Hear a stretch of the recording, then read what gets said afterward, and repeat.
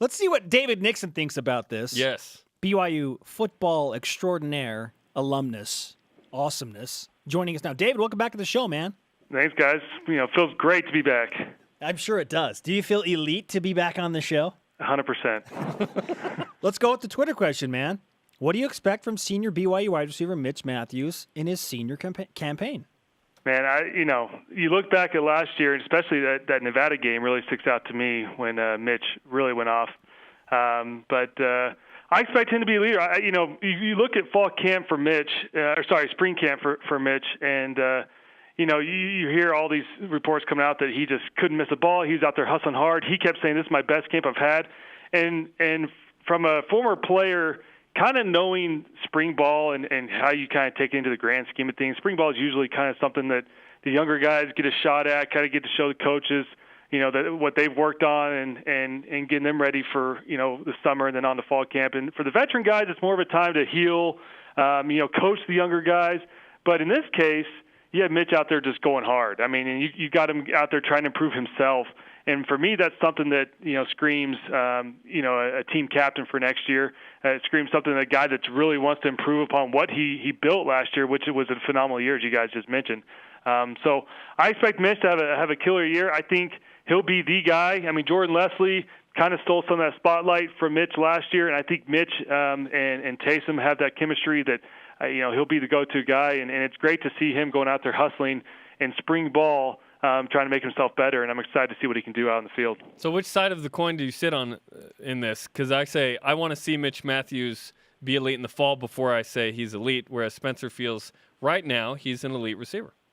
Obviously the product on the field speaks for itself. I think last year what he put out there says he's elite, and I think he'll only build upon that, knowing what's coming out of spring. So I'm willing to put that status on him. Okay. David, where do you want to go to lunch, dude? It's 2-2. Mitch is on my side. David's on your side.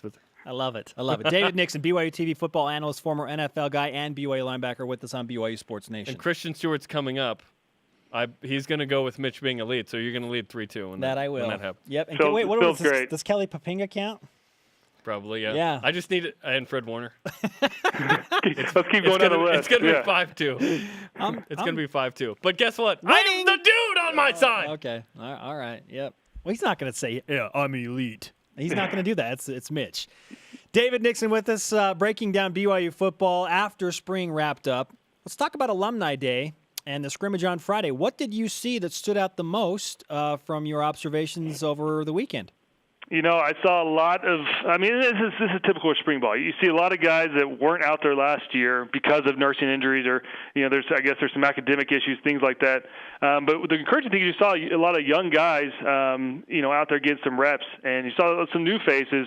One of the names and guys that stuck out to me, I was down there on the field watching on one of those goal line plays was Ho Ching.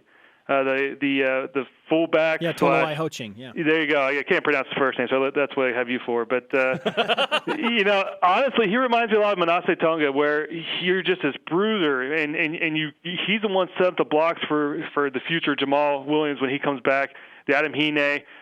But he's your bruiser that on the goal line, you just feed him the rock, and that guy's going to fall forward for at least a yard. He was a big boy. I was watching him.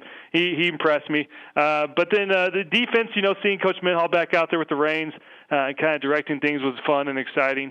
But this team, there's a lot of guys injured, and once again, it's spring ball. It's hard if we're 2 or 3 weeks into fall camp and all these faces and names are still out, then that's when I start to worry. But once again, spring ball is one of those times where younger guys get the rest, older guys, heal those injuries that popped up during the season just 3-4 months ago, and roll from there. But all in all, I think it is funny watching Christian out there still throwing the rock, and taking reps there. But I think when Taysom was in there on 7-on-7, impressive. He was connecting with guys. And then defensively, it was fun to see some guys fly around and try to make some plays. As a former linebacker under Bronco Mendenhall, how long does it take a team, whether in spring and or into fall camp, and with this team in particular, to get Bronco ready, if you will, know the scheme and be executing it at the level that he wants? Well, it's funny. So Bronco's first years at DC was my freshman year, and I remember coming in, and he had a spring ball with them, which I wasn't a part of. I was still in high school. But when I got there in summer, the guys let me know, hey, this Bronco guy is the real deal. You better be ready for it. And I remember that first fall camp, and I have a feeling the same thing's going to happen this year. That first fall camp, we ran pursuits. And I think I was with the second or third string at the time, and we ran 11 straight pursuits, as in he kept calling us back. You didn't get to go out the field. You had to go back and start. And for listeners who don't know what a pursuit is pretty much a 50-yard dead sprint with him blowing your whistle and you're dropping to your stomach. And we had to go back and do 11 of those in a row with him yelling in our face. And that's what he's looking. He's looking to break you essentially. And you hear words coming out of last year's team. They weren't disciplined. These guys weren't together as a unit. And a lot of that, I guarantee you, Coach Mendenhall will make sure that is fixed come fall ball. When all the starters are healthy, when everyone's there together, all the incoming freshmen, he will make his presence known. And I think you're going to see some discipline instilled back in that defense, where you won't have guys biting on double fakes or double moves. You won't have guys, out of their gaps or missing their assignments. I think this will be a much more, in the words of Coach Mendenhall, assignment-sound football defensive team than we've seen in the past. BYUtv football analyst David Nixon with us at @D_Nixon on the Twitter machine. David, when we're talking about on-the-field products, how long do you think it's before the BYU defense, how you feel like it needs to be, is really back?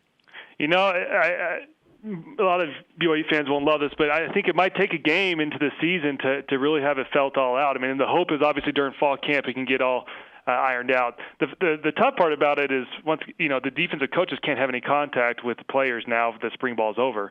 So it's really up to these players and the team captains there to make sure everything's run smoothly come summertime, and for those team captains and the main guys that are going to step up to express what is desired and what is needed of each player, right? I think that's the biggest thing is you've got to have leaders that understand the expectations of the coaches. And this is something that keeps coming back to time and time again is that middle linebacker position. You had the three studs this year that were out for fall or for spring camp. And I think, beyond them being on the field and getting reps in, I think it was the leadership at the end of the day that was tough for that to be missing this spring camp, because at the end of the day, that middle backer spot has got to be the unit. There's got to be a leader that emerges from that spot. We've talked about this time and time again, and unfortunately, the projected starters come fall camp were not there this spring. So hopefully they can get reinserted here come summertime, and one of those guys can step up and become the man. David, to me, the hardest position group to recruit for BYU is the secondary. And there have been secondaries over the years who I think have overachieved and played really well, bought into the scheme, weren't the most talented guys ever, but guys that you look back and you go, you know what, those secondaries were actually pretty good. It feels like this secondary is stacking up to be kind of one of those secondaries if they buy into Bronco's system. What do you think of this secondary?